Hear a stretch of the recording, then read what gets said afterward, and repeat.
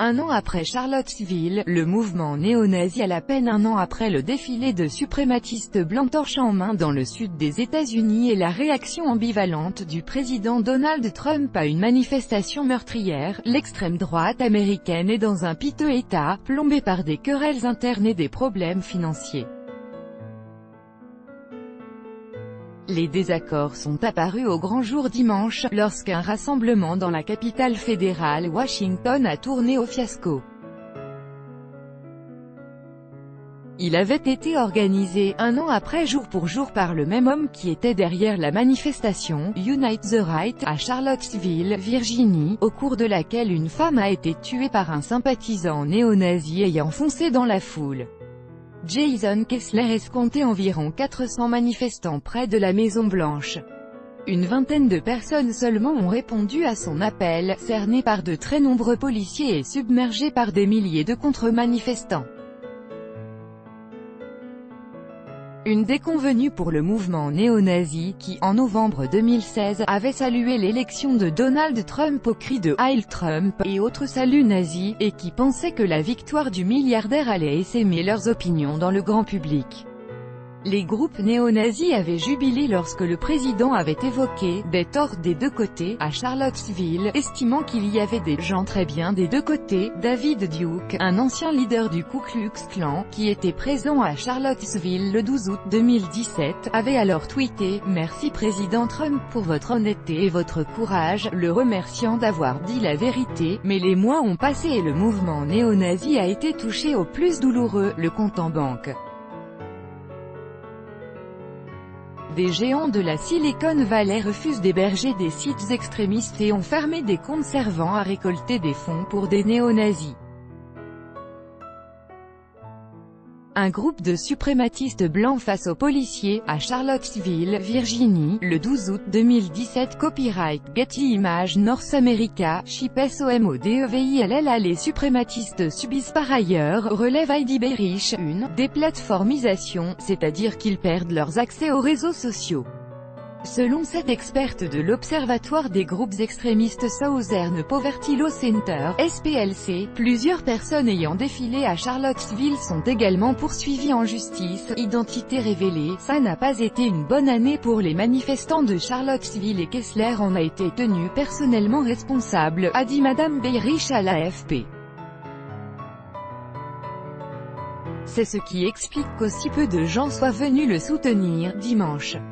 Certains experts imputent aussi cette faible présence au fait que les participants potentiels s'inquiètent que leur identité ne soit révélée. Après Charlottesville, plusieurs manifestants néo-nazis ont perdu leur emploi lorsque leur photo a été publiée en ligne pour demander aux internautes de les identifier. Une pratique appelée « doxing », si vous participez à cet événement, dimanche, NDLR, et que vous êtes identifié, votre vie sera détruite, avait prévenu Andrew Anglin, fondateur du site néo-nazi Daily Stormer, estimant qu'un autre problème de alt-right, l'extrême droite américaine, était son apparence.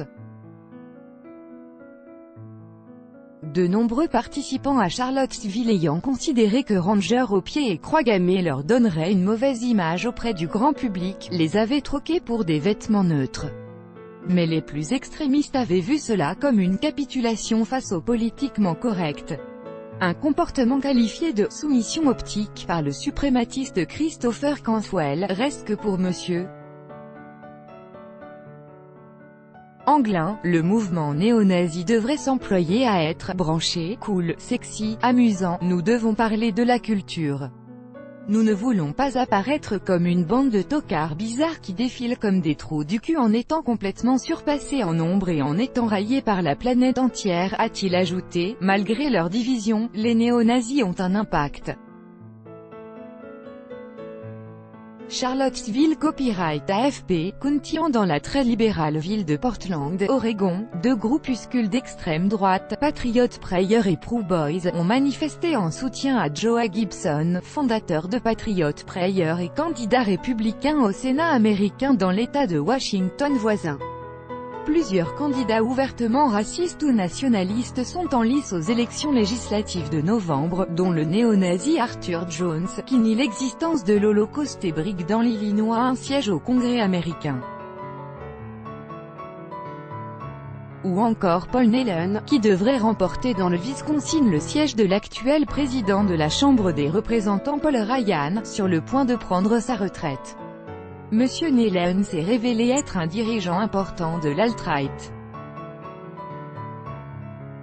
Pour Madame Bayrich, l'extrême droite reste enhardie par la présence de Donald Trump à la Maison-Blanche et se délecte de sa rhétorique et de ses politiques anti-immigration. Ils pensaient qu'il était 1 milliard de fois mieux que tout ce qu'ils avaient pu voir de leur vivant, a-t-elle relevé.